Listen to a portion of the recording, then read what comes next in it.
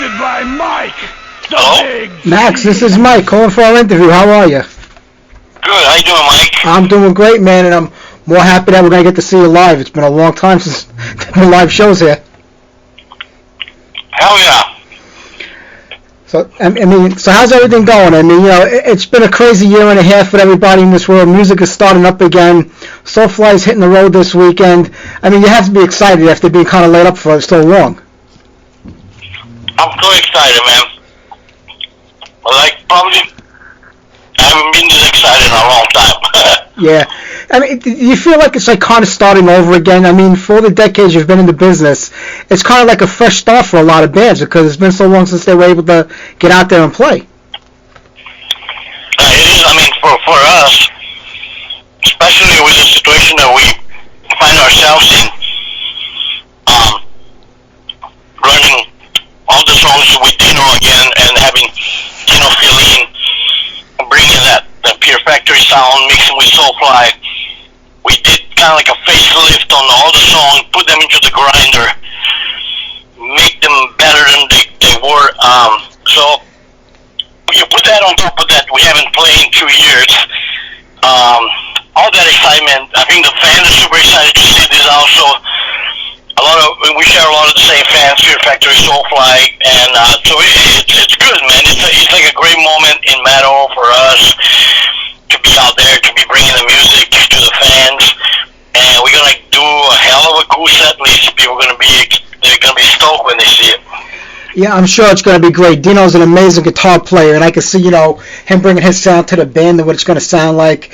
Unfortunately, a lot of this got overshadowed with the whole Mark thing, and I don't even want to get into it because I think it's been spoken about enough already in the last week. Yeah. But is Dino going to, would you look to kind of bring Dino in full time, or you just want to get through the tour with him and then maybe see where you go guitar-wise? Oh, yeah, I mean, Dino's a veteran, man. He's a lifer like me. We know each other from many years, and I think he brings a lot to Soulfly right now at this moment with just the crunchiness of his sound. He's also a killer shredder. A lot of people don't know this because he doesn't show up on Fear Factory, but he can really shred. He's a pretty amazing guitar player. So we've been practicing, and the other really amazing thing that we never had before is we're making a lot of the songs from, especially the old stuff, like the first record and Primitive. We're playing them really close to how the record was done, with all the effects that you hear on the record, attention to detail on all the little noises and really intros and outros. So that's cool. We're putting a lot of attention into every little detail on the song. So people will get to see something quite special, different than ever seen from Soulfly. As far as me, I'm really playing my guitar more than I ever did before. Especially, been jamming a lot. Kind of like this whole thing. I kind of lift the fire up my ass to really get back at my rhythm guitar playing. So I'm very excited to be sharing that with Dino, sharing the riffs, and just going off every night, man. Playing like it's your last night on Earth, every night. Yeah, that's the way. I know it's been about 3 years or so since The Ritual, and I know you're working on new music. We'll probably get that maybe end of the year, next year. But, that's new Soulfly music. There's been new Killer Be Killed. Then you got that brand new band with your son. I mean, you're turning it into a family of business with Go Ahead and Die with your youngest son. I mean, what an outstanding record. I mean, when you're in so many bands, and you work on so many projects. I mean, does it come down to where you're writing music and you say, you know what, this doesn't fit with Conspiracy, it doesn't fit with Soulfly, it doesn't fit with this, I need to do something completely new? A little bit of that, and a little bit of my own. I indulge in my own, I guess, fantasy of creating something, pushing the limits of where I can go with the metal. And so for me to make a record like Killer Be Killed, which is more melodic and really sharing the different ideas with those guys, very mature record, a Reluctant Hero record, a very mature album. It sounded amazing. But then I go 180, 360 degrees the other direction with Go Ahead and Die. It's all underground and dirty and caveman metal, It's side of the spectrum like that. You know, you go to one side and you go totally the other way on the other thing. And that to me is what keeps my fire burning, man. It's what keeps me excited. You know, it is to be able to do all these projects. And we are working on a new Soulfly. In fact, we are playing one new song with Dino. Dino learned the new Soulfly song. It's a song called Filth Upon Filth. And it's going to be great. I can't wait to, premiere the song on the tour. Yeah, I'm looking forward to hearing that. I mean, I've been playing the live record since it came out because it was done at the Gramercy, and you're going to be at the Gramercy on September 1st, so I can't wait for that show. But, when you think about your experimentation with music, a lot of bands, just take a band like Iron Maiden, where they stick to the same routine, the same formula, pretty much album after album, because that's what their fans want. If you go back to, the Sepultura days and Roots, that's where I really think you branched out, and you've taken it to 100 different levels since that time. Was there ever a concern about isolating fans, that were, so dead set on that earlier sound, or did you just figure, I'm going to write the way I write, and then people are just going to have to come along for this ride and, see what I'm giving them? I like the fact that I actually got to experience many different sides of metal, starting with black metal in the early days, extreme metal with Morbid Visions, and then start flirting with thrash metal and death metal on Schizophrenia and Arise and Beneath the Remains, and then I got into industrial metal with Nail Bomb, and a little bit more groove oriented with Chaos, and Roots was a total mind fuck with the Brazilian percussion and tribal rhythms that nobody even heard it before. It's like we went off the radar with that one. It was really controversial record. Some people love the record, some people hate the record. But the one thing you cannot do about Roots, you cannot ignore the record. It's an album that is impossible to ignore. There's a presence to it.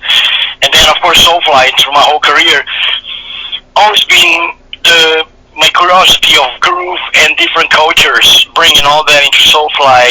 And in the meantime, I got to do other stuff like Slurpee Q and go ahead and so to me, I love both. I love all the classic bands, AC/DC, Slayer, and I like people that experiment also, other musicians like Peter Gabriel and Paul Simon, and people that really experimented with other stuff. The one rule I follow is that you follow your heart, most of all. And you don't try to please everybody, because that's the biggest mistake you can make, is when you're trying to please everybody. You just end up pissing everybody off, including yourself. That's true. Have you ever tried that in the past, where you went that direction and you said, no, this isn't going to work? A little bit, man. There was a little bit of time where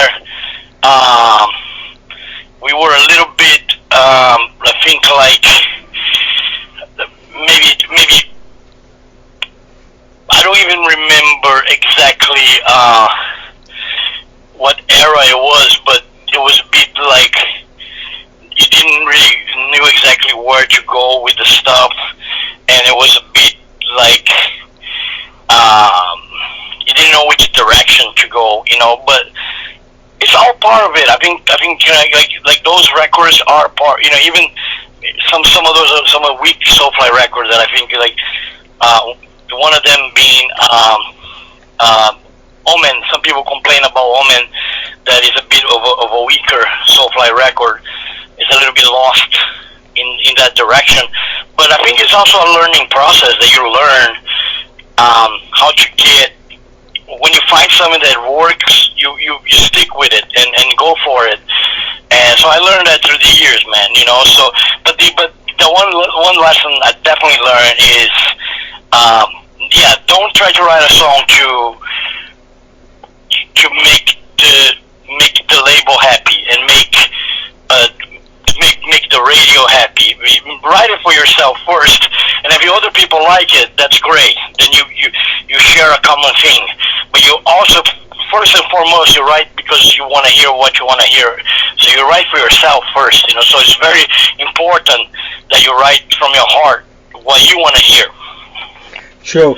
With all the bands you got going on at one time, I mean, is there any one band that's like you more dear to you or more closer to you than the other ones? Maybe because it came out at a rough time in your life when you put it together, or there was a lot of challenges making that band happen. It's always like close to you, or they kind of like your kids, where you can't pick one, even though most people can't pick one favorite kid. You just can't pick one. Yeah, that's hard. That's like songs that people ask me about favorite songs or even favorite records. Like I have a hard time saying a favorite. It is like a kid, like how are you gonna pick this kid over that kid? I like all of them. I like even the bad ones. Yeah, I hear that, Max. You're hitting the road this week. Finally things are opening up again here in the U.S. But there's a lot of restrictions still in place. Like here in New York, you got to have you got to be vaccinated to go to a show. You got to wear a mask. You got to have a vaccine passport. They're making it more and more difficult for people to enjoy live entertainment and shows. Are you worried about this getting worse as the tour goes on, and maybe venues having to shut things down to stop? Or do you think you'll be able to get through this okay? We'll hope nothing bad happens. We'll keep our fingers crossed that everybody stay good and stay healthy, that we can do the tour. And look, at the end of the day, all of us metalheads, the whole world, we just want to go back to do what we love to do. We just go on the shows, listen to music, let that power of music be part of our life again. I think we need it more now probably than ever. We need live music more than ever now to really unite us and make us feel that we belong to something special, that the metal community is special. It's a special place where I like to believe that in metal we succeed where society fail in real life, because in society in real life there's a lot of racism, a lot of sexism, a lot of bad stuff like that. And I like to think in metal there's less of that, and it's more of a community of really, good, tolerant, good-hearted people that care for each other. So yeah, I'm looking forward. Hopefully, nothing bad happens. I look forward to see all the fans and putting out a great show. Yeah. Have you ever thought about? All your bands, all your music is you. Everything that you write comes from you and through you, and we know who it is, and it's very distinctive. No matter what band it is, we know that it's something that you wrote and were involved in. Have you ever thought about going out just under your own name and doing stuff from your entire catalog, from Sepultura to Soulfly to Nailbomb to everything else in between? I was saving that for Vegas when I'm 80. That's my retirement plan tour. When I'm 80 years old, like real on the edge there, and so I still got work to do. No, man, it's a cool idea. Like, I think the closest thing to that is actually the Max tracks that I do on Facebook, where I play guitar for the fans for free on my couch. And I go through my whole catalog. I go all the way from Best of Devastation all the way to Go Ahead and Die. And I show all the songs, all the riffs. And I actually thought that it would be cool to do a Max Tracks tour at some point, inviting just a bunch of friends, like my favorite musicians, friends, and we can just make a super kick-ass super group and just play all this amazing music that, 35 years of metal, man. It's something to be said about that catalog. It's a pretty heavy catalog, Yeah. You talk about Bestial Devastation. I remember getting that demo tape back in 1985, being a tape trader back in the day. When you listen to those, a lot of bands, they look into the early stuff and they like it turns them off, like, I can't believe I wrote that, I can't believe I did that. But you have to look at where it was for the time and the place and the age that you were when you did it. Do you look at that demo tape and the songs you wrote, then look at what you're doing now and saying, wow, look where I've come since those early days?